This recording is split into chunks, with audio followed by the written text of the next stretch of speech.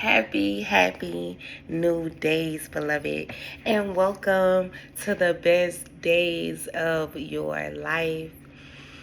I hope that you are feeling amazing. I hope that you are feeling like magic. I hope that you are feeling all of your powers and abilities, and I hope that you know every day you have the opportunity to tap into more abundance, more prosperity, more love, more light, and more happiness. Here is to the best days of our life. Yes, and we're here. Happy new day to you, beloved. I hope that you are feeling amazing. And if not, I hope that you are actively finding ways to feel better. Today we're reading an article about meditation, and this article is literally about hating meditation because I hear that more than anything else.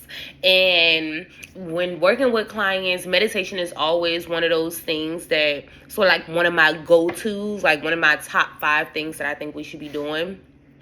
And is meditation comes in a lot of different forms, and it's important that we shed light on the many forms that meditation come in, because a lot of times people are automatically like, I hate meditation, it's not something that I like to do.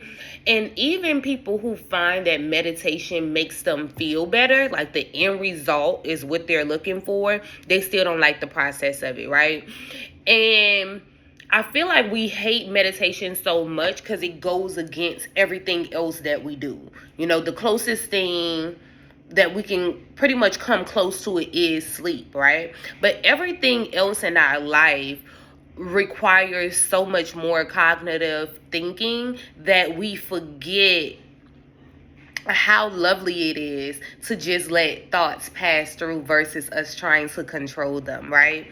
So we're going to tap into this article. We're going to read this article so we can really, shed light on the fact that most people hate meditation. So it's okay if you do. If you hate meditation, babe, I totally understand. Like literally 90% of my clients say the same thing. So totally not surprised. Meditation was something that I would say the concept of I struggled with in the beginning because I tend to like to control everything. So I wanted to control exactly what was coming through my mind. And if I wanted to say stop, thoughts stop coming, I wanted for that to be the result. So meditation was something that I enjoyed and liked. However, it was something that I had a challenge with. And now, fast forward to now, is when life gets crazy, I know I need a deep breath. I know I need some quiet time. I know I need to just stop, take a minute. I have to, okay? So let's tap into this. I don't like meditating. Here's why I do it anyway. That's literally the title of it, okay? I don't like meditation. Here's why I do it anyway. Let's tap in. Let's go. I don't like meditating. But when I do it regularly, life is better. Stress is lower, my health improves, problems seem smaller, I seem bigger. As much as I hate to admit it, I'm not a fan of meditation. It comes unnatural to me. Despite my 36 years of martial arts study and interest in self-improvement, health hacking, and general enlightenment, I realized this speaking poorly of me as a person, kind of like my opinions on jazz music or pumpkin pie, that I'm not fond of them. Doesn't mean they're bad. It means I'm not as good as I could be. Worse yet, when I do regularly meditate, I find my life is better. Stress is lower, my health improves, I can focus more on my work, and I am less likely to say things I regret to my friends, colleagues, and loved ones. Problems seem smaller, I seem bigger. And I'm not alone. Over the past few decades, a host of research has supported the conclusion that meditation is good for us and that we should all meditate a few minutes each day. Meditation has been found again and again and again to reduce stress, which all the physical, social, and emotional benefits that provides. In 2003, researchers learned that regular meditation helped to boost the immune system. Meditation can help control pain, according to several studies, including these in 2016 and 2017. That's just the tip of the particular iceberg. Bottom line, meditation is good for me and for you. No matter how much we might not want to do it, kind of like eating a vegetarian meal once or twice a week. So from one resistance, but learning helps to bridge the gap. Here's what I've learned about meditation and how to make it part of improving your life. You don't just have to sit around, but there's more than one kind of meditation available. So you can easily find one that suits you. Here's just a few alternatives. Walking meditation calms your mind when you focus on your strides and movement of taking steps. Rather than focusing on your breath, walking has always been helpful. It has tons of benefits and it definitely helps you to get away mentally. Listening to music, especially music without lyrics, just sounds. I have these on my page. If you're looking for just meditation sounds, I have them. They're really beneficial, especially the ones that include like nature sounds, like sounds of like birds chirping, water.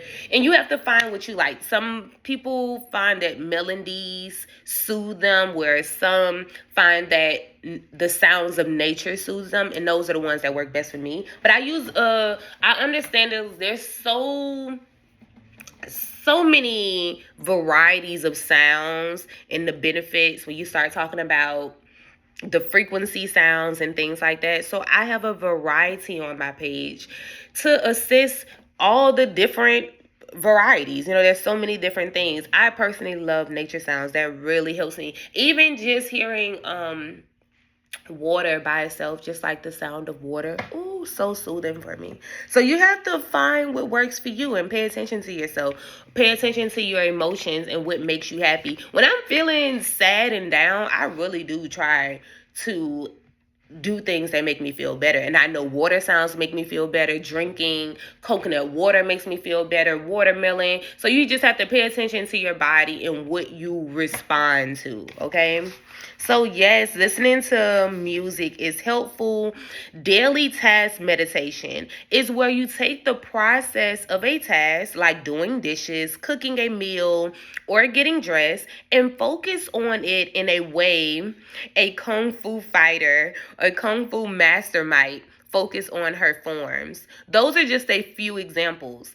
Other options for meditation include loving kindness meditation, guided relaxation meditation. I have these on my page as well. Breathing meditations. Also, I have these on my page. Awareness meditations. All of these are different. And there's, awareness meditation might have you simply focus on, I feel pain in my left shoulder. Okay, let me start moving this out, right? There's so many different kinds. And then you might have breath meditation where you're gonna breathe in for 3, hold for 3, out for 3. Oh, that felt good. There's so many different meditations, so you have to see what works for you, okay? Meditating is supposed to be a quieting of the mind, where you think about nothing in particular or nothing other than the actions of the meditation, to allow that background noise to filter out. This is all the stress, all the drama, all the confusion, and all the little tasks and chores that you don't need to worry about right now. So you're not thinking about doing the dishes, you're not thinking about picking up the kids, you're not thinking about what you're going to cook tonight, what time you need to be to work, how you was late to work yesterday. You are simply focused on the meditation. That's why exercise can be meditative. At a certain point, you're only able to think about the exercise. But along the way, throughout each session of meditation, your thoughts are going to be constantly zooming in and trying to distract you. This happens all the time in the beginning, but here's the secret. It happens all the time to the masters too. Yes. I cannot tell you how many times clients say, but my mind keeps traveling. Like, girl, mine does the same. It is totally okay. Like, it is totally fine. Your mind is going to travel other places. You just redirect yourself, just like you're a little kid. Like, almost like you're a toddler. You're just learning to walk. You're approaching something high, and everybody's like, you just want to relax. Like, okay, let me move on. Let me think of something else. Let me go back to the meditation. Let me go back to breath, okay? The trick with meditation isn't to totally eliminate those stray thoughts. It's to let them pass through your mind without you grabbing hold of them, okay? In the first steps of learning, you'll fail a lot of the times. You'll be meditating for a while and suddenly realize you stopped somewhere along the way to think about your to-do list and what you're making for dinner that night. Y'all heard me just say that? I promise you I did not read this ahead of time, but whatever.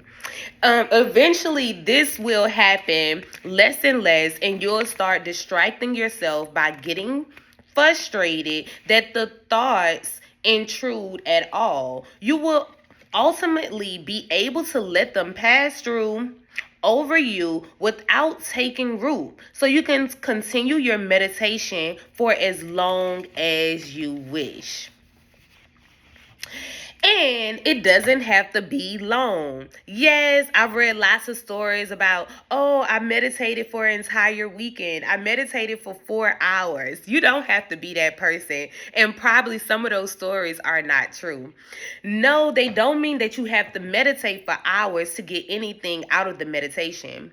Studies I've mentioned above have subjects meditate for less than an hour, and in some cases, less than 15 minutes. And even those sessions resulted in significant improvement to physical, emotional, and psychological health. And we know this. And this is the reason why we meditate. So whether we like it or not, every day we are trying to meditate. And I always say, if you meditate 5 minutes a day, you golden. You're golden. You can literally feel the difference. So here's to your beautiful days, loved ones. And I know you're going to meditate today.